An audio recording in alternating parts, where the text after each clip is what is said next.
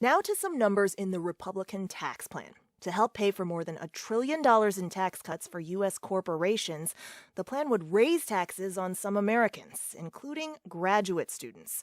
They famously make very little to begin with, and the tax hike on them would be huge. Here's NPR's Chris Arnold. A lunchtime talk about the Republican tax plan is getting underway at MIT. Now, a talk about tax policy might sound kind of boring, but the room is packed. Grad students are wide awake and focused on this tax plan because of what it would mean for them. The past week, this is what I've been talking about with other graduate students, with classmates. I think we're all shocked. Tamar Ostrom is a third-year economics PhD student.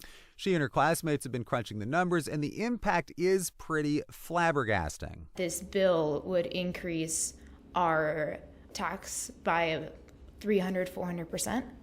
I think it's absolutely crazy. Okay, here's how this works. Many grad students, on top of their studies, they basically have campus jobs. They do research for professors, they teach classes, and in return, they get a modest stipend and they don't pay tuition. I do a lot of teaching in order to get that tuition waiver. Ryan Hill is in his fourth year of getting a PhD.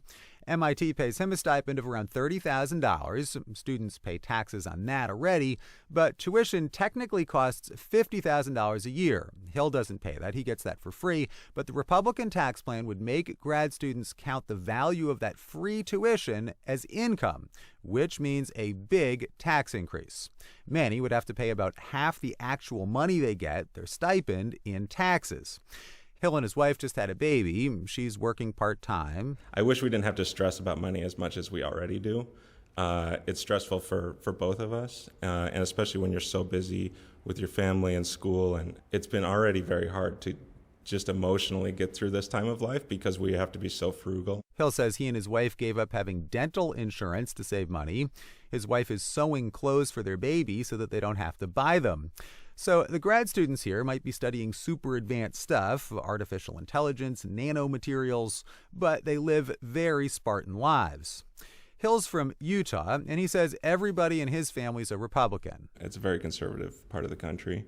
I was registered as a Republican. He recently became an independent, but he says that this plan from Republicans in Congress for a big tax hike on grad students just makes no sense. I just was shocked from an economics perspective.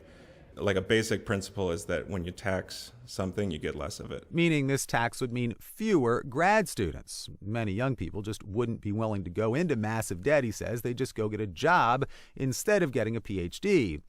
And that would be a problem because any economist will tell you that the country needs a more highly educated workforce. That's where the good-paying jobs are. It drives innovation. Putting a tax on that and putting a barrier to us getting that education to be able to do that doesn't make sense. Katie Schulenberger is getting a PhD in chemistry. What I want to do with my life is I want to be a professor. I want to teach. But right now, she's huddled with other members of the MIT Graduate Student Council. They're planning a Call Your Representative in Congress event for fellow students. We definitely want to be before any sort of floor debate. House floor debate. Yeah. I don't know. I just read another article online that said, they're actually taking note of graduate students mobilizing in response to this. So Their bottom line message, don't slap a huge tax on low-wage earning grad students to help pay for a $1 trillion corporate tax cut. And university administrators across the country are calling Washington, too. One we spoke to said this is, quote, the most serious threat to doctoral education ever. The proposal, though, is only in the House bill, not the Senate tax bill. So a lot of graduate students are hoping it doesn't survive. Chris Arnold, NPR News.